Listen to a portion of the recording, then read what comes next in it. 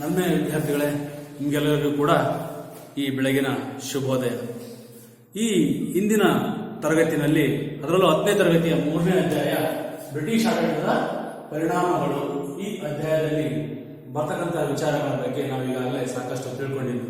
ಅಂದ್ರೆ ಭಾರತಕ್ಕೆ ಬ್ರಿಟಿಷರು ಆಡಳಿತವನ್ನು ನಡೆಸಲಿಕ್ಕೆ ಬಂದಿದ್ದರಿಂದ ಯಾವ ಯಾವ ಕ್ಷೇತ್ರದಲ್ಲಿ ಸುಧಾರಣೆಗಳು ಉಂಟಾದವು ಅನ್ನೋದನ್ನು ತಿಳ್ಕೊಂಡು, ಶಿಕ್ಷಣ ಕ್ಷೇತ್ರದಲ್ಲಿ ಏನು ಸುಧಾರಣೆ ಆಯಿತು, ವಾಣಿಜ್ಯ ಅಥವಾ ನ್ಯಾಯಾಂಗ ಕ್ಷೇತ್ರದಲ್ಲಿ ಹೇಗೆ ಸುಧಾರಣೆ ಆಯಿತು, ಆಡಳಿತ ಕ್ಷೇತ್ರದಲ್ಲಿ ಏನು ಸುಧಾರಣೆ ಆಯಿತು, ಸೈನಿಕ ಕ್ಷೇತ್ರದಲ್ಲಿ ಏನು ಸುಧಾರಣೆಗಳಾಯಿತು, ಈ ಎಲ್ಲಾ ಕೊಡುಗೆಗಳನ್ನು ನಾವು ಹಿಂದಿನ ತರಗತಿಯಲ್ಲಿ ತಿಳ್ಕೊಂಡಿದ್ವಿ.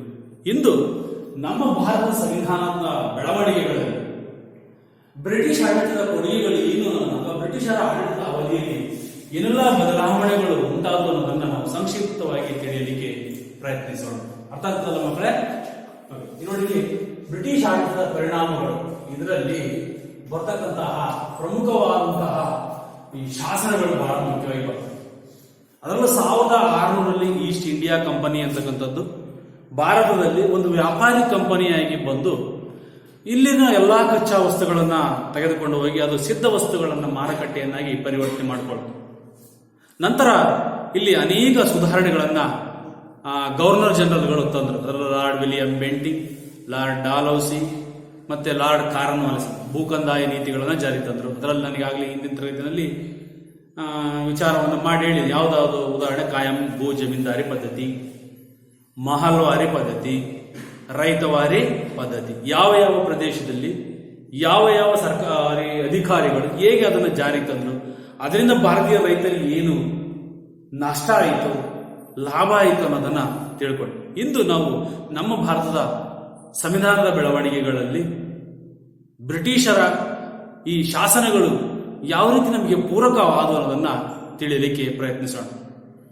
1773 ಭಾರತದ ಬ್ರಿಟಿಷರು ಭದ್ರವಾಗಿ ನೆಲೆಯೂರಿದ ನಂತರ ಅನೇಕ ಆಡಳಿತಾತ್ಮಕ ಸಮಸ್ಯೆಗಳು ಉದ್ಭವ ಆಗ್ತವೆ.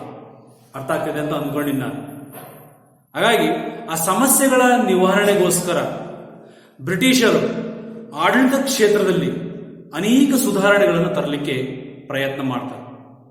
ಅದರಲ್ಲೂ ನಮ್ಮ ಭಾರತೀಯರು ಬ್ರಿಟಿಷ್ ಸರ್ಕಾರಕ್ಕೆ ಅನೇಕ ಬೇಡಿಕೆಗಳನ್ನು ಇಡುತ್ತಾರೆ. ಆ ಬೇಡಿಕೆಗಳನ್ನು ಈಡೇರಿಸುವ ಉದ್ದೇಶಕ್ಕಾಗಿ ಬ್ರಿಟಿಷರು ಸಾಕಷ್ಟು ಶಾಸನಗಳನ್ನು ಮತ್ತು ಕಾಯ್ದೆಗಳನ್ನು ತರ್ತಾರೆ. ಅವನ್ನೇ ನಾವು ಭಾರತದ ಸಂವಿಧಾನಾತ್ಮಕ ಬೆಳವಣಿಗೆಯಲ್ಲಿ ಬ್ರಿಟಿಷರು ತಂದಂತಹ ಆಡಳಿತಾತ್ಮಕ ಸುಧಾರಣೆಗಳು ಅಂತ. ಅದರಲ್ಲಿ ಎರಡು ನಾವು ಹಂತಗಳಲ್ಲಿ ಚರ್ಚೆ ಮಾಡ್ತೀವಿ. ಅಂದ್ರೆ 1773ರಿಂದ 1858ರ ರಾಣಿ ವಿಕ್ಟೋರಿಯಾ ಘೋಷಣೆಯವರೆಗೆ ಈಸ್ಟ್ ಇಂಡಿಯಾ ಕಂಪನಿ ಅಂತಕ್ಕಂಥದ್ದು ಆಡಳಿತದಲ್ಲಿ ಆಳ್ವಿಕೆ ನಡೆಸಿದೆ. ನೇರವಾಗಿ ಬ್ರಿಟಿಷ್ ಆಡಳಿತವನ್ನು ಯಾವಾಗ ವಹಿಸಿಕೊಂಡು 1858. ಹಾಗಾಗಿ ಅಲ್ಲಿಂದ ರಾಣಿಯು ನೇರವಾಗಿ ಬ್ರಿಟಿಷ್ ಆಡಳಿತವನ್ನು ವಹಿಸಿಕೊಂಡ ನಂತರ 1947ರವರೆಗೆ ಏನ್ ಶಾಸನಗಳನ್ನು ಜಾರಿ ತಂತು ಅಂತ ಎರಡು ಭಾಗವನ್ನು ಮಾಡ್ತೀವಿ. ಅದರಲ್ಲಿ ನನಗೆ ಇವುಗಳ ಪ್ರಮುಖವಾದಂತಹ ಕಾಯ್ದೆಗಳನ್ನು ಹೆಸರು ಬರ್ತದೆ. ಮೊದಲನೆಯದು 1773ರ ರೆಗ್ಯುಲೇಟಿಂಗ್ ಶಾಸನ. ಇಂಗ್ಲಿಷ್ನಲ್ಲಿ ರೆಗ್ಯುಲೇಟಿಂಗ್ ಅಂದ್ರೆ ನಿಯಂತ್ರಣ ಅಂತ ಅರ್ಥ, ಇನ್ನೇನಿಲ್ಲ. ಏನರ್ಥ? ನಿಯಂತ್ರಣ ಅಂತೇಳಿ ಅರ್ಥ. ಇದು 1773ರಲ್ಲಿ ದಿವಾನಿ ಹಕ್ಕಿನ ನಂತರ.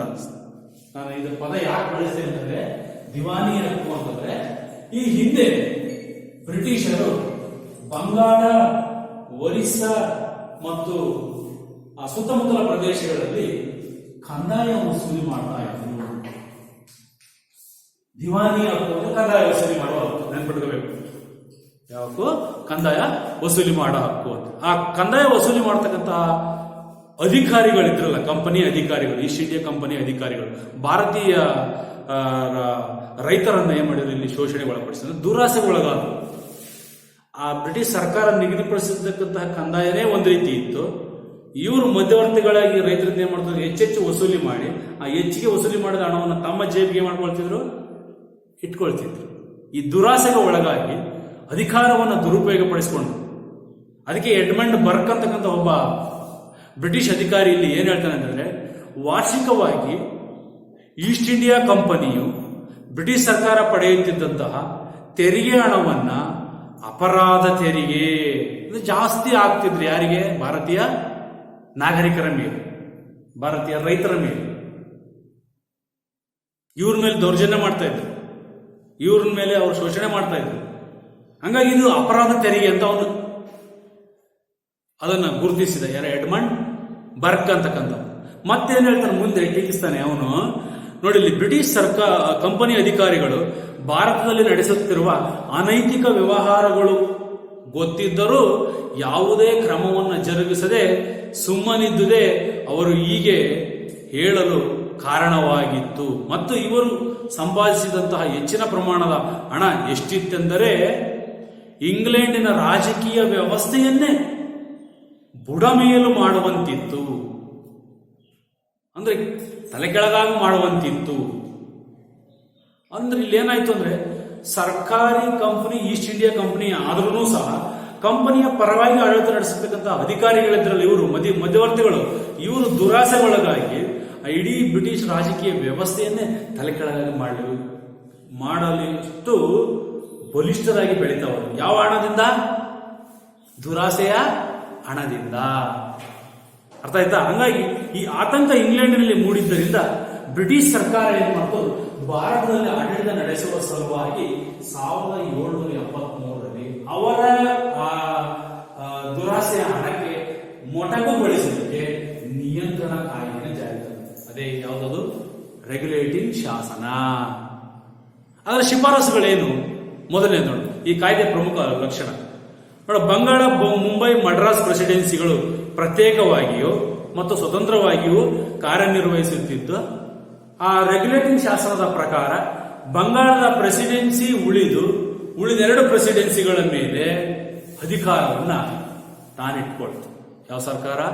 ಬ್ರಿಟಿಷ್ ಸರ್ಕಾರ. ಅರ್ಥಾತ್ತಲ್ಲ, ಬಂಗಾಳ, ಮುಂಬೈ, ಮಡ್ರಾಸ್ 3 ಪ್ರಾಂತ್ಯಗಳಿದ್ದು ಪ್ರೆಸಿಡೆನ್ಸಿ ಅಂತ ಕರಿತೀವಿ. ಪ್ರೆಸಿಡೆನ್ಸಿನ ಪ್ರಾಂತ್ಯ ಅಂತ.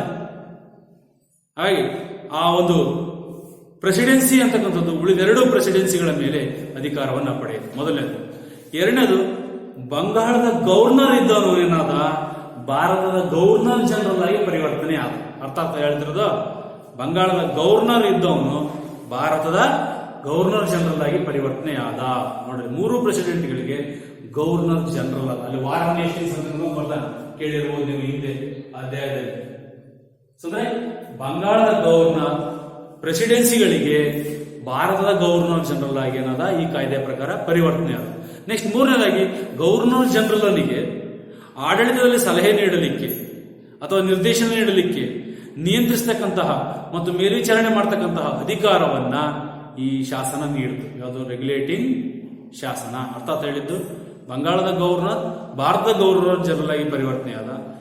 ನೆಕ್ಸ್ಟ್ ಅಂಶ, ಭಾರತದ ಗವರ್ನರ್ ಜನರಲ್ನಿಗೆ ಭಾರತದಲ್ಲಿ ಆಡಳಿತ ನಡೆಸಲಿಕ್ಕೆ, ನಿರ್ದೇಶನ ನೀಡುವ, ನಿಯಂತ್ರಿಸುವ ಮತ್ತು ಸಲಹೆ ನೀಡುವ ಅಧಿಕಾರವನ್ನ ಈ ರೆಗ್ಯುಲೇಟಿಂಗ್ ಶಾಸನ ನೀಡಿತು.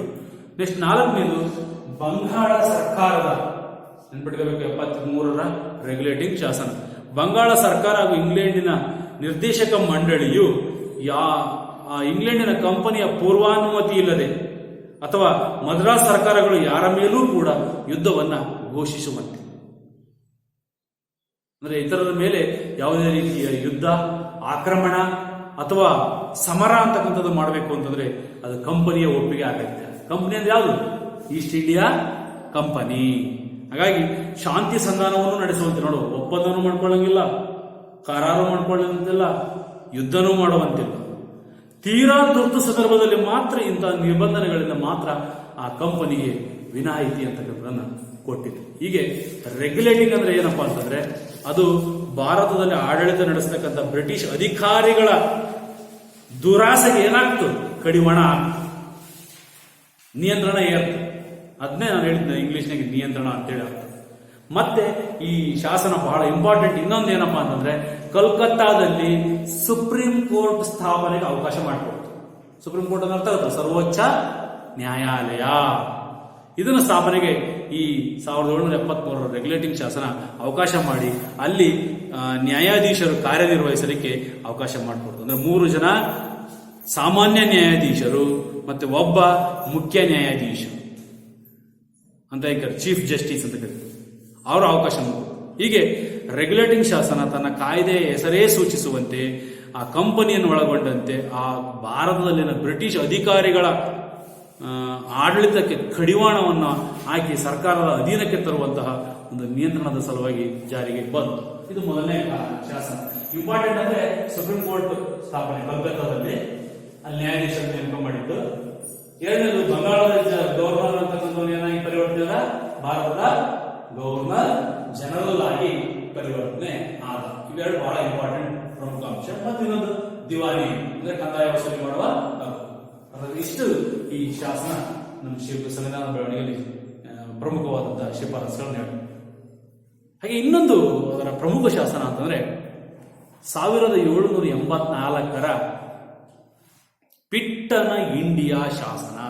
ಪಿಟ್ಸ್ ಅಂದ್ರೆ ಸ್ವಲ್ಪ ನೀವು ಸಾಮಾನ್ಯ ನಾವು ಪಿಟ್ಸ್ ಅಂತಂದ್ರೆ ಈ ಪಾರ್ಶ್ವವಾಯು ರೋಗ ಕೇಳ್ತೀವಲ್ಲ, ಮೂರ್ಛೆ ರೋಗ ಅಂತ ಕರೀತೀವಿ. ಬಟ್ ಇದು ಇವನೊಬ್ಬ ಬ್ರಿಟಿಷ್ ಅಧಿಕಾರಿ, ಅವನ್ಯಾರು ಬ್ರಿಟಿಷ್ ಸರ್ ಪಿಟ್ಸ್ ಅಂತ, ವಿಲಿಯಂ ಪಿಟ್ಸ್ ಅಂತ, ಅವನ ಹೆಸರಿನಲ್ಲೇ ಶಾಸನ ಜಾರಿಗೆ ತಂದಿರೋದ್ರಿಂದ ಅದನ್ನು ಹಂಗೆ ಕರಿತಾ ಇದ್ದಾರೆ.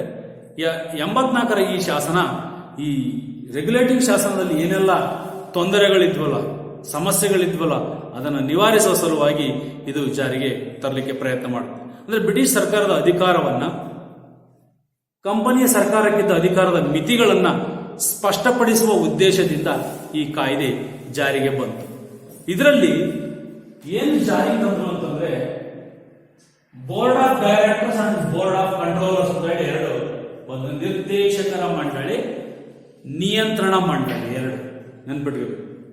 ಬೋರ್ಡ್ ಆಫ್ ಡೈರೆಕ್ಟರ್ಸ್ ಅಂದ್ರೆ ನಿರ್ದೇಶಕರ ಮಂಡಳಿ, ಬೋರ್ಡ್ ಆಫ್ ಕಂಟ್ರೋಲ್ ಅಂದ್ರೆ ನಿಯಂತ್ರಣ ಮಂಡಳಿ ಅಂತ ಕರಿತೀವಿ. ನೋಡಿ, ಪ್ರಮುಖ ಅಂಶ ನಿಯಂತ್ರಣ ಮಂಡಳಿ. ಅದು 6 ಜನ ಕಮಿಷನರನ್ನು ಒಳಗೊಂಡ ಒಂದು ಹೊಸ ಸಂಸ್ಥೆಯನ್ನ ಹುಟ್ಟು ಹಾಕಿ ಈ ಹಿಂದೆ ಇದ್ದ ಬೋರ್ಡ್ ಆಫ್ ಡೈರೆಕ್ಟರ್ಸ್ ಬದಲಾಗಿ, ಅಂದ್ರೆ ನಿರ್ದೇಶಕರ ಮಂಡಳಿಯ ಬದಲಾಗಿ ನಿಯಂತ್ರಣ ಮಂಡಳಿ ಜಾರಿಗೆ ಬಂದಿತು. ಮೊದಲೇನಿತ್ತು ನಿರ್ದೇಶಕರ ಮಂಡಳಿ, ಅಲ್ಲಿತ್ತಲ್ಲ, ಹೇಳಿದ್ದಲ್ಲ ಅವನು ಯಾರಿಗೆ, ಈಸ್ಟ್ ಇಂಡಿಯಾ ಕಂಪನಿಗೆ ಆಡಳಿತದಲ್ಲಿ ಸಲಹೆ ನೀಡಲು, ನಿರ್ದೇಶನ ನೀಡಲು ಮತ್ತು ಸಹಕಾರ ನೀಡಲು ಒಂದು ನಿರ್ದೇಶನ ಮಂಡಳಿ ಅಂತಕ್ಕಂಥದ್ದು ರಚನೆ ಆಗಿದೆ. ಆ ನಿರ್ದೇಶನ ಮಂಡಳಿ ಅಂತಕ್ಕಂಥದ್ದು ಏನಾಯ್ತು ಇಲ್ಲಿ ಪರಿವರ್ತನೆಯಾಗಿ 6 ಜನ ಸದಸ್ಯರನ್ನೊಳಗೊಂಡ ನಿಯಂತ್ರಣ ಮಂಡಳಿ ಅಂತಕ್ಕಂಥದ್ದು ಪರಿವರ್ತನೆ ಆಯಿತು. ಈ ಬೋರ್ಡ್ ಆಫ್ ಕಂಟ್ರೋಲರ್ ಇತ್ತಲ್ಲ, ಇದಕ್ಕೆ ಏನೇನು ಅಧಿಕಾರ ಇತ್ತು ಅಂತಂದ್ರೆ ನಾಗರಿಕ, ಮಿಲಿಟರಿ, ಕಂದಾಯದ ವಿಷಯದಲ್ಲಿ ನಿರ್ದೇಶಿಸುವ, ನಿಯಂತ್ರಿಸುವ ಮತ್ತು ಮೇಲ್ವಿಚಾರಣೆ ನಡೆಸುವ ಅಧಿಕಾರವನ್ನು ಪಡಿತಾ ಹೋಯಿತು. ಹೀಗೆ ಇಂಗ್ಲೆಂಡ್ನಲ್ಲಿ ನಿರ್ದೇಶಕ ಮಂಡಳಿ ಮತ್ತು ನಿಯಂತ್ರಣ ಮಂಡಳಿ ಅಂತಕ್ಕಂಥವು ಎರಡೂ ಕೂಡ ಜಾರಿಯಲ್ಲಿದ್ದು ಕಾರ್ಯವನ್ನು ನಿರ್ವಹಿಸ್ತಾ ಹೋದವು.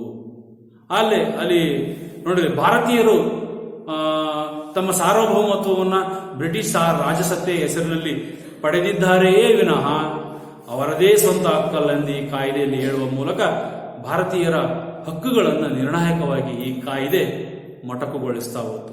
ಅಂದ್ರೆ ಇಂಗ್ಲೆಂಡ್ ಸರ್ಕಾರವೇ ಅಂತಿಮ. ಅದೇನು ಶಾಸನಗಳನ್ನು ಮಾಡುತ್ತೋ, ಏನು ಕಾಯ್ದೆಗಳನ್ನು ಮಾಡುತ್ತೋ ಅದನ್ನು ಪರಿಪಾಲಿಸಬೇಕಾಗಿರ್ತಕ್ಕಂಥದ್ದು ನಮ್ಮ ರಾಜರ ಕರ್ತವ್ಯ ಅಂತೇಳಿ ತಿಳಿಸ್ತಾ ಹೋಯ್ತು. ಯಾವುದು? ಇಂಗ್ಲೆಂಡ್ ಸರ್ಕಾರ. ಅಂತಿಮವಾಗಿ ಕಂಪನಿಯು ಮಾಡಿದ ಶಾಸನ ಕಾಯ್ದೆಗಳೇ ಏನೋ ಕೊನೆ ಅಂತ ಹೇಳಿ ತಿಳಿಸೋದು, ಅಂತಿಮ ಅಂತ ತಿಳಿಸ್ತಾ ಹೋಗಿದ್ದನ್ನು ನಾನು ನೋಡ್ತೇನೆ. ಹೀಗೆ ಇದು ಎರಡನೇ ಶಾಸನದಲ್ಲಿ ತಿಳಿಸ್ತೇವೆ. ಇನ್ನು 2 ಕಾಯ್ದೆ, ಚಾರ್ಟರ್ ಕಾಯ್ದೆಗಳು ಬರ್ತವೆ. 1813 ಚಾರ್ಟರ್ ಕಾಯ್ದೆ, 1833 ಚಾರ್ಟರ್ ಕಾಯ್ದೆ. ಇಸ್ವಿ ಚೇಂಜ್ ಅಷ್ಟೇ. 13 ಚಾರ್ಟರ್ ಕಾಯ್ದೆ ನೋಡಿ ಏನು ಹೇಳ್ತದೆ ಅಂತಂದ್ರೆ ಈಸ್ಟ್ ಇಂಡಿಯಾ ಕಂಪನಿಯ ಪರವಾನಗಿಯನ್ನ ವಿಸ್ತರಿಸತಕ್ಕಂಥದ್ದು. ಅಂದ್ರೆ ಪ್ರತಿ 20 ವರ್ಷಗಳಿಗೊಮ್ಮೆ ಕಂಪನಿ ತನ್ನ ಲೈಸೆನ್ಸ್ ಅನ್ನು, ಪರವಾನಗಿಯನ್ನ ವಿಸ್ತಾರ ಮಾಡಿಕೊಳ್ತಕ್ಕಂಥದ್ದು. ಆ ನವೀಕರಣ ಮಾಡುವ ಸಂದರ್ಭದಲ್ಲಿ ಇಂಗ್ಲೆಂಡ್ ಸರ್ಕಾರ ತೆಗೆದುಕೊಂಡಂತಹ ಹೊಸ ನೀತಿಗಳನ್ನು ಈ ಕಾಯ್ದೆಯಲ್ಲಿ ಸೇರಿಸಲಾಗ್ತಕ್ಕಂಥ ನೋಡ್ತೀವಿ. ಅದರ ಜೊತೆಗೆ 13 ಮತ್ತು 33 2 ಕಾಯ್ದೆಗಳು ಬಹಳ ಪ್ರಮುಖವಾದವು. ಅದರಲ್ಲಿ ಈ 13ರ ಶಾಸನ ಏನ್ ಹೇಳುತ್ತೆ ಅಂದ್ರೆ ಈಸ್ಟ್ ಇಂಡಿಯಾ ಕಂಪನಿ ಮುಂದಿನ 20 ವರ್ಷಗಳ ಅವಧಿಗೆ ತನ್ನ ವ್ಯಾಪಾರದ ಗುತ್ತಿಗೆಯನ್ನು ಭಾರತದಲ್ಲಿ ಏನ್ ಮಾಡಿಕೊಳ್ಳೋದು? ನವೀಕರಣ ಮಾಡಿಕೊಳ್ಳೋದು. ರೆನ್ಯೂವಲ್ ಅಂತ ಅರ್ಥ. ನವೀಕರಣ ಅಂದ್ರೆ ರಿನಿವಲ್. ಹಂಗಾಗಿ ನೋಡಿ, ಅಧಿಕಾರವನ್ನು ಕಂಪನಿಗೆ ಮಾತ್ರವಲ್ಲದೆ ಇಚ್ಛೆಯುಳ್ಳವರೆಲ್ಲವರಿಗೂ ನೀಡಬೇಕೆಂದು ಹೋರಾಟ ನಡೆಯಿತು. ಈ ಹಿನ್ನೆಲೆಯಲ್ಲಿ ಇಚ್ಛೆ ಇಲ್ಲದವರಿಗೂ ಈ ಕಾಯ್ದೆ ಅವಕಾಶವನ್ನು ಮುಕ್ತವಾಗಿಸಿದ್ದರ ಪರಿಣಾಮವಾಗಿ ಭಾರತದಲ್ಲಿ ಈಸ್ಟ್ ಇಂಡಿಯಾ ಕಂಪನಿ ಮುಕ್ತ ವ್ಯಾಪಾರದ ಒಂದು ಹೊಸ ಶಾಖೆಯನ್ನೇ ಆರಂಭಿಸಿತು. ಮೊದಲನೇ ಶಿಫಾರಸು. ಎರಡನೇದು ಅನುಮತಿ ಮತ್ತೆ ಪರವಾನಗಿಯ ಹೊಸ ಕಾಲ ಆರಂಭವಾಯಿತು. ಪರ್ಮಿಷನ್, ಅನುಮತಿ. ಎರಡನೇದು ಲೈಸೆನ್ಸ್ ಅಂತಕ್ಕಂಥದ್ದು. ಇವೆರಡೂ ಕೂಡ ಹೊಸ ಶಕೆ ಈ ಬ್ರಿಟಿಷರ ಕಾಲದಲ್ಲಿ ಆರಂಭವಾಯಿತು. ಮೂರನೇದಾಗಿ ಇನ್ನು ಮುಂದೆ ಗವರ್ನರ್ ಜನರಲ್ ಹಾಗೂ ಸೇನಾ ಮುಖ್ಯಸ್ಥರನ್ನ ನಿರ್ದೇಶಕ ಮಂಡಳಿಯು ನೇಮಿಸುವ ಅಧಿಕಾರವನ್ನು ಪಡೆಯಿತು. ಮತ್ತೆ ನಾಲ್ಕನೇದಾಗಿ ಚರ್ಚ್ಗಳಿಗೆ ಭಾರತಕ್ಕೆ ಪ್ರವೇಶಿಸುವಂತಹ ಅಧಿಕೃತ ಅವಕಾಶವನ್ನ ನೀಡಲಾಯಿತು. ಮೊದಲ ಬಾರಿಗೆ ಭಾರತಕ್ಕೆ ಈ ಕ್ರಿಶ್ಚಿಯನ್ ಮಿಷನರಿ ಸಂಸ್ಥೆಗಳು ಅಂತ ಕಾನ್ವೆಂಟ್ ಇದಾವಲ್ಲ, ಅವು ಹುಟ್ಟುಕೊಳ್ಳಲಿಕ್ಕೆ ಇದೇ ಕಾಯ್ದೆ ಕಾರಣ. 1813ರ ಚಾರ್ಟರ್ ಕಾಯ್ದೆ. ಮತ್ತೆ ಭಾರತೀಯರಲ್ಲಿ ಹೊಸ ಜ್ಞಾನವನ್ನ ಪ್ರಸರಿಸುವ, ನೈತಿಕ ಹಾಗೂ ಧಾರ್ಮಿಕ ಬದುಕನ್ನು ವಿಸ್ತರಿಸುವ ಜವಾಬ್ದಾರಿಯನ್ನ ಕ್ರಿಶ್ಚಿಯನ್ ಮಿಷನರಿ ಸಂಸ್ಥೆಗಳು ಭಾರತಕ್ಕೆ ಅವಕಾಶವನ್ನು ಮಾಡಿಕೊಟ್ಟರು. ಈ ಕ್ರೈಸ್ತ ಧರ್ಮದ ಪ್ರಚಾರ ಹಾಗೂ ಇಂಗ್ಲಿಷ್ ಶಿಕ್ಷಣದ ವಿಸ್ತರಣೆಗೆ ಇದು ಭದ್ರ ಬುನಾದಿ ಆಯಿತು. ಅದಕ್ಕೆ ನಮ್ಮ ಶೈಕ್ಷಣಿಕ ಇತಿಹಾಸದಲ್ಲಿ ಇದು ಮೊದಲ ಬಾರಿಗೆ ಬಹಳ ಪ್ರಮುಖವಾದದ್ದು. ಯಾಕೆಂದ್ರೆ ನಮ್ಮ ಈಗ LKG UKG ಕಾನ್ವೆಂಟ್ ಉಟ್ಕೊಂಡಿದ್ದೆ ಈ ಕ್ರಿಶ್ಚಿಯನ್ ಮಿಷನರಿ ಸಂಸ್ಥೆಗಳಲ್ಲಿ. ಹಾಗಾಗಿ ಮತ್ತೆ ಇಂಗ್ಲಿಷ್ ಶಿಕ್ಷಣ ಅಂತಕ್ಕಂಥದ್ದು ಕೂಡ ನಮ್ಮ ಭಾರತದಲ್ಲಿ ಮೊದಲ ಬಾರಿಗೆ ಪ್ರಸರಿಸಲಿಕ್ಕೆ ಕಾರಣ 1813ರ ಚಾರ್ಟರ್ ಕಾಯ್ದೆಯ ಶಿಫಾರಸು. ನೆಕ್ಸ್ಟ್ ಅಂತಂದ್ರೆ 1833ರ ಚಾರ್ಟರ್ ಕಾಯ್ದೆ ಅಂತ ಕರಿತೀವಿ. ಈ ಹಿಂದೆ ನಾವು ಹೇಳಿದ್ವಿ 20 ವರ್ಷಕ್ಕೆ ಈಸ್ಟ್ ಇಂಡಿಯಾ ಕಂಪನಿ ಭಾರತದಲ್ಲಿ ಏನ್ ಪಡ್ಕೊಂಡಿತ್ತು? ಪರ್ಮಿಷನ್ ಮತ್ತೆ ಲೈಸೆನ್ಸ್, ಹೌದಲ್ವಾ? ಪರವಾನಗಿಯನ್ನು ಏನ್ ಮಾಡ್ಬೇಕಾಗಿತ್ತು? ನವೀಕರಣವನ್ನ ಮಾಡ್ಕೊಳ್ಬೇಕಾಗಿತ್ತು. ಇದರಲ್ಲಿ ಏನ್ ಹೇಳಿದ್ರು? ಬಂಗಾಳದ ಗವರ್ನರ್ ಜನರಲ್ ಅನ್ನ ಭಾರತದ ಗವರ್ನರ್ ಜನರಲ್ ಆಗಿ ನಾಮಕರಣ ಮಾಡಿದ್ರು. ಮೊದಲನೇ ನೋಡಿದ್ರಿ, ಬಂಗಾಳದ ಗವರ್ನರ್ ಇದ್ದ. ಗವರ್ನರ್ ಅಂದ್ರೆ ಕನ್ನಡದಲ್ಲಿ ರಾಜ್ಯಪಾಲ ಅಂತ ಅರ್ಥ, ಇನ್ನೇನಿಲ್ಲ. ಅಲ್ಲಿ ಬಂಗಾಳದ ರಾಜ್ಯಪಾಲ ಹೋಗಿ ಭಾರತ ಗವರ್ನರ್ ಜನರಲ್ ಆಗಿ ಪರಿವರ್ತನೆ ಆಗಿದೆ. ಒಂದು. ಎರಡನೇದು, ಭಾರತದ ಎಲ್ಲಾ ವ್ಯಾಪಾರಿ ಸರಕುಗಳನ್ನ ನಿರ್ದೇಶಿಸುವ, ನಿಯಂತ್ರಿಸುವ ಮತ್ತು ಮೇಲ್ವಿಚಾರಣೆ ಮಾಡುವ ಅಧಿಕಾರವನ್ನ ಯಾರು ಪಡ್ಕೊಂಡ್ರು? Governor general ಪಡ್ಕೊಂಡ್ರು. ಯಾರು ಪಡ್ಕೊಂಡ್ರು? ಗವರ್ನರ್ ಜನರಲ್ ಅಂತಕ್ಕಂಥ ಪಡ್ಕೊಂಡ್ರು. ಇನ್ನು ಮೂರನೇದಾಗಿ, ದೇಶೀಯ ಸಂಸ್ಥಾನಗಳ ಜೊತೆಗೆ ಯುದ್ಧ, ಶಾಂತಿ ಒಪ್ಪಂದ ಮತ್ತು ರಾಜತಾಂತ್ರಿಕ ಸಂಬಂಧದ ಎಲ್ಲಾ ವಿಷಯಗಳನ್ನ ಬಂಗಾಳದ ಕೇಂದ್ರ ಸರ್ಕಾರವೇ ತೀರ್ಮಾನಿಸುವ ಹಕ್ಕನ್ನ ಪಡಿತಾ ಹೋಗುತ್ತೆ. ಅಂದ್ರೆ ನಾನು ಈಗಾಗಲೇ ಹೇಳಿದಲ್ಲಿ, ಯಾವುದೇ ಇತರೆ ರಾಷ್ಟ್ರಗಳ ಜೊತೆಗೆ ಯುದ್ಧ ಮಾಡೋದಾಗಿರ್ಬೋದು, ಆಕ್ರಮಣ ಮಾಡೋದಾಗಿರ್ಬೋದು, ಒಪ್ಪಂದ ಮಾಡಿಕೊಳ್ಳೋದಾಗಿರ್ಬೋದು, ರಾಯಭಾರಿಗಳನ್ನು ಕಳಿಸಿ, ಎಲ್ಲವೂ ಕೂಡ ಅಂತಿಮ ಯಾರಿಗೆ ಇತ್ತು? ಅಲ್ಲಿ ಕಂಪನಿಗೆ ಇತ್ತು. ಇಲ್ಲಿ ಭಾರತದ ಗವರ್ನರ್ ಜನರಲ್. ಯಾಕೆ? ಅವನು ಕಂಪನಿಯ ಪ್ರತಿನಿಧಿ ತಾನೆ, ಅವನು ಈಸ್ಟ್ ಇಂಡಿಯಾ ಕಂಪನಿಯ ಪ್ರತಿನಿಧಿ. ಹಂಗಾಗಿ ಮತ್ತೆ ಗವರ್ನರ್ ಜನರಲ್ ಅನ್ನು ಕಾರ್ಯಾಂಗ ಸಭೆಯಲ್ಲಿ ಉಳಿದ ಸದಸ್ಯರ ಜೊತೆ ಯಾವುದಾದ್ರೂ ವಿಷಯದ ಮೇಲೆ ಒಮ್ಮತ ಮೂಡದೇ ಇದ್ದಾಗ ಅವನು ಬಹುಮತದ ನಿರ್ಣಯವನ್ನು ತಿರಸ್ಕರಿಸಲಿದ್ದ ಕಾರಣಗಳನ್ನ ಲಿಖಿತ ರೂಪದಲ್ಲಿ, ಅಂದ್ರೆ ಬರವಣಿಗೆ ರೂಪದಲ್ಲಿ ತಿಳಿಸಬೇಕಾಗಿತ್ತು. ಹಾಗೆ ಐದನೇದಾಗಿ, ಧರ್ಮ, ಬಣ್ಣ ಹಾಗೂ ಹುಟ್ಟಿನ ಆಧಾರದ ಮೇಲೆ ಯಾವುದೇ ತಾರತಮ್ಯವನ್ನ ಮಾಡುವುದಿಲ್ಲ ಎನ್ನುವುದನ್ನ ಈ ಕಾಯ್ದೆ ನಿರ್ದೇಶನ ನೀಡಿತು. ಬಣ್ಣದ ಆಧಾರದ ಮೇಲೆ ಅಥವಾ ಧರ್ಮದ ಆಧಾರದ ಮೇಲೆ ಅಥವಾ ಹುಟ್ಟಿನ ಆಧಾರದ ಮೇಲೆ ವರ್ಣಾಶ್ರಮ ವ್ಯವಸ್ಥೆ ನಾವು ಹೇಳ್ತೀವಿ. ಬ್ರಾಹ್ಮಣ, ಕ್ಷತ್ರಿಯ, ವೈಶ್ಯ, ಶೂದ್ರ, ಇದನ್ನು ಹುಟ್ಟಿನ ಆಧಾರದ ಮೇಲೆ ಮಾಡಿದ್ರು ವರ್ಣಾಶ್ರಮ. ಸೊ ಈ ರೀತಿ ತಾರತಮ್ಯ ಮಾಡಬಾರದು ಅನ್ನೋದನ್ನ ಈ ಕಾಯ್ದೆ ತಿಳಿಸಿತು. ನೆಕ್ಸ್ಟ್, ಗವರ್ನರ್ ಜನರಲ್ ಕಾರ್ಯಾಂಗ ಸಭೆಗೆ ನ್ಯಾಯಾಂಗ ಪರಿಣಿತನನ್ನ ಸದಸ್ಯರನ್ನಾಗಿ ನೇಮಕ ಮಾಡಿಕೊಳ್ಳಬೇಕಾಯಿತು. ನ್ಯಾಯಾಂಗ ಕ್ಷೇತ್ರದಲ್ಲಿ ಯಾರು ಪ್ರಸಿದ್ಧಿಯನ್ನ ಪಡೆದಿದ್ನಲ್ಲ ಅಂತಹ ವ್ಯಕ್ತಿಯನ್ನ ನೇಮಕ ಮಾಡಿಕೊಳ್ಳೋದಕ್ಕೆ ಈ ಕಾಯ್ದೆ ಅವಕಾಶ ಮಾಡಿಕೊಡ್ತು. ಕೊನೆಯದಾಗಿ, ಎಲ್ಲಾ ಬ್ರಿಟಿಷ್ ವ್ಯಾಪಾರಿ ಕಂಪನಿಗಳಿಗೆ ಬರಲಿಕ್ಕೆ, ಅಂದ್ರೆ ಭಾರತಕ್ಕೆ ಬರಲಿಕ್ಕೆ ಮುಕ್ತ ಪರವಾನಗಿಯನ್ನು ನೀಡಿದರು. ಓಪನ್ ಲೈಸೆನ್ಸ್ ಅಂತ. ಓಪನ್ ಆಗಿ ಎಲ್ಲಾ ರೀತಿಯ ವ್ಯಾಪಾರಿ ಕಂಪನಿಗಳು ಭಾರತಕ್ಕೆ ಬರಲಿಕ್ಕೆ ಅವಕಾಶವನ್ನ ನೀಡಿತು. ಹೀಗೆ ಈ ಪ್ರಮುಖವಾಗಿ 1773, 1784, 1813 ಮತ್ತು 1833ರ ಚಾರ್ಟರ್ ಕಾಯ್ದೆಗಳು ಭಾರತದ ಸಂವಿಧಾನದ ಬೆಳವಣಿಗೆಗಳಲ್ಲಿ ಅದ್ಭುತವಾದಂತಹ ಈ ವಿಚಾರಗಳನ್ನು ನಮಗೆ ಒದಗಿಸಿಕೊಟ್ಟಿರ್ತಕ್ಕಂಥದ್ದು. ಅದರಲ್ಲೂ 1830 ದಶಕದ ಭಾರತದ ಆಂತರಿಕ ಇಂಗ್ಲೆಂಡ್ನಲ್ಲಿದ್ದಂಥ ವಿವಿಧ ರಾಜಕೀಯ ವಿದ್ಯಮಾನಗಳ ಮೇಲೆ ಇವೆಲ್ಲವೂ ಕೂಡ ನಮಗೆ ಬೆಳಕನ್ನು ನೀಡುತ್ತವೆ. ಇವು ಕಂಪನಿಯ ಆಡಳಿತದ ಹಂತದಲ್ಲಿದೆ. 1773ರಿಂದ 1858ರವರೆಗೆ ಮಾತ್ರ ಇದ್ದಂತಹ ಕಾಯ್ದೆಗಳು. ಮತ್ತೆ 1857ರಲ್ಲಿ ಏನಾಗುತ್ತೆ ಗೊತ್ತಿದೆ, ಸಿಪಾಯಿ ದಂಗೆ, ಪ್ರಥಮ ಸ್ವತಂತ್ರ ಸಂಗ್ರಾಮ ಅಂತಕ್ಕಂಥದ್ದು. 57ರ ನಂತರ ದಂಗೆ ವಿಫಲ ಆಗುತ್ತೆ. 58ರಲ್ಲಿ ರಾಣಿ ನೇರವಾಗಿ ಆಡಳಿತವನ್ನು ವಹಿಸಿಕೊಳ್ತಾಳೆ. ಅಲ್ಲಿಂದ 47ರವರೆಗೆ ನಮಗೆ ಸುಮಾರು ಈಗ ನೋಡಿ ಎಷ್ಟು 1858 59 60 61 60 ಅಲ್ಲಿಗೆ 47 58 ಕಳೆದ್ರೆ 1947 1858 17ರಲ್ಲಿ 8 ಹೋದ್ರೆ ಎಷ್ಟ 17ರಲ್ಲಿ 8 ಹೋದ್ರೆ 9 ಇಲ್ಲಿ ಎಷ್ಟು 13 ಮತ್ತೆ 5 ಹೋದ್ರೆ 13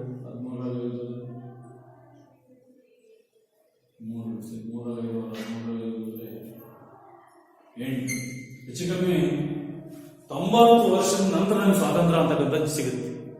ಅಂದ್ರೆ ಅದು 1947 ಸಿಗುತ್ತೆ.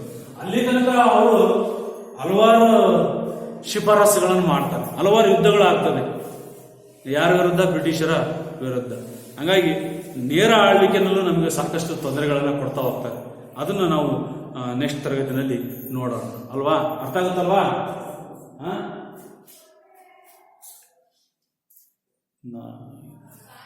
ಇದಿಷ್ಟು ಇದರ ಅಂಶ. ಇಲ್ಲಿ 58ರ ರಾಣಿ ಸಿಪಾಯಿ ದಂಗೆ ಅಂತಕ್ಕಂಥದ್ದು ಸಂಭವಿಸಿದೆ 1857ರಲ್ಲಿ. ಈಸ್ಟ್ ಇಂಡಿಯಾ ಕಂಪನಿಯ ದುರಾಡಳಿತ ಹಾಗೂ ಭಾರತ ವಿರೋಧಿ ಕಾಯ್ದೆಗಳಿಂದ ದಂಗೆ ವಿಫಲ ಆಗಿದ್ದರಿಂದ ನೇರವಾಗಿ ಏನ್ ಮಾಡ್ತಾರೆ, ರಾಣಿ ಆಡಳಿತವನ್ನ ವಹಿಸಿಕೊಳ್ತಾಳೆ.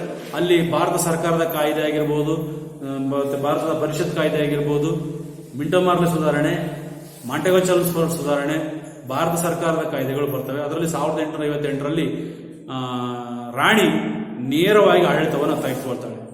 ಅಲ್ಲಿ ನೀವು ಸಿಪಾಯಿ ದಂಗೆನಲ್ಲಿ ಅಭ್ಯಾಸ ಮಾಡ್ತೀರಿ.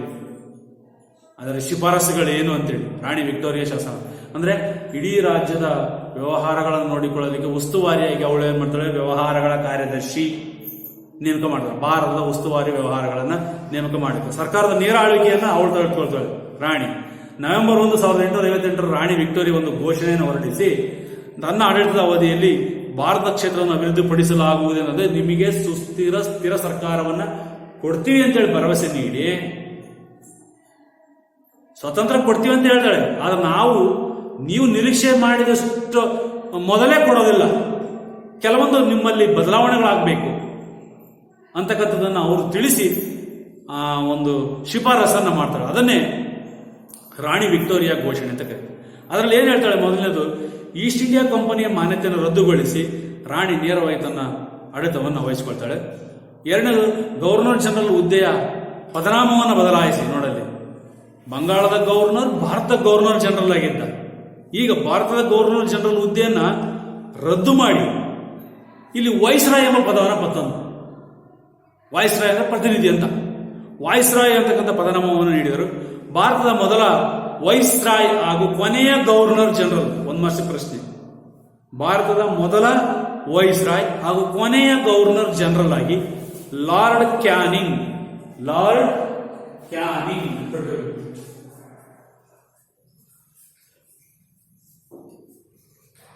ಮೊದಲ ವೈಸ್ರಾಯ್ ಕೊನೆಯ ಗವರ್ನರ್ ಜನರಲ್ ಆಗಿ ನೇಮಕ ಆಗ್ತಕ್ಕಂಥದ್ದನ್ನು ನೋಡ್ತೀವಿ. ಮತ್ತೆ secretary of state for India ಸ್ಥಾನವನ್ನು ಬ್ರಿಟಿಷ್ ಸರ್ಕಾರ ಸೃಷ್ಟಿಸಿ ಬ್ರಿಟಿಷರ ಮಂಡಲದ ಸದಸ್ಯರಾಗಿದ್ದ ಇವರು ಭಾರತದ ಆಡಳಿತದ ನೋಡಿಕೊಳ್ತಕ್ಕಂಥ ಜವಾಬ್ದಾರಿ ಅಥವಾ ಉಸ್ತುವಾರಿಯನ್ನ ವಹಿಸಿಕೊಡ್ತಕ್ಕಂಥದ್ದು ನೋಡ್ತೀವಿ. ಮತ್ತೆ ಈ ಸೆಕ್ರೆಟರಿ ಆಫ್ ಸ್ಟೇಟ್ ಇಂಡಿಯಾಕ್ಕೆ ಆಡಳಿತದಲ್ಲಿ ಸಹಾಯ ಮಾಡಲಿಕ್ಕೆ 15 ಜನ ಸದಸ್ಯರನ್ನೊಳಗೊಂಡ 15 ಜನ ಸದಸ್ಯರನ್ನೊಳಗೊಂಡಂತಹ ಸಲಹಾ ಸಮಿತಿ ಅಥವಾ ಭಾರತದ ಮಂಡಳಿಯನ್ನ ಅಸ್ತಿತ್ವಕ್ಕೆ ತರಲಿಕ್ಕೆ ಈ ಕಾಯ್ದೆ ಕಾರಣೀಭೂತ ಆಗುತ್ತೆ. ಹೀಗಾಗಿ ಈ 1858ರ ರಾಣಿ ವಿಕ್ಟೋರಿಯಾ ಘೋಷಣೆ ಅಥವಾ ಭಾರತ ಸರ್ಕಾರದ ಕಾಯ್ದೆ ಕೂಡ ಈ ಈ ಭಾರತದ ಸಂವಿಧಾನಾತ್ಮಕ ಬೆಳವಣಿಗೆಯಲ್ಲಿ ಅತ್ಯದ್ಭುತವಾದಂತಹ ಒಂದು ಮೈಲುಗಲ್ಲು. ಏಕೆಂದರೆ ಇಲ್ಲಿಗೆ ಕಂಪನಿ ಆಡಳಿತ ಏನಾಗುತ್ತೆ, ಈಸ್ಟ್ ಇಂಡಿಯಾ ಕಂಪನಿ ಆಡಳಿತ ಏನಾಗಿರುತ್ತೆ, ಇಲ್ಲಿವರೆಗೆ ಮನೆವಾಡರು ಅಂತ್ಯ ಆಗಿರುತ್ತೆ. ನೇರವಾಗಿ ರಾಣಿ ತನ್ನ ತೆಕ್ಕೆಗೆ ಆಡಳಿತವನ್ನು ವಹಿಸಿಕೊಂಡಿರ್ತಾಳೆ. ಅರ್ಥ ಆಯ್ತಾ? ತನ್ನ ನಿಯಂತ್ರಣಕ್ಕೆ ತೆಗೆದುಕೊಂಡಿರ್ತಾಳೆ. ಹಾಗಾಗಿ ಇಲ್ಲಿ ರಾಣಿ ಸುಪ್ರೀಂ ಆಗಿರ್ತಾಳೆ. ಆ ರಾಣಿಯ ಪ್ರತಿನಿಧಿಯಾಗಿ ಭಾರತದಲ್ಲಿ ಉಸ್ತುವಾರಿ ವ್ಯವಹಾರಗಳ ಕಾರ್ಯದರ್ಶಿ ಅಂತ ಕರೀತೀವಿ, secretary of state for India.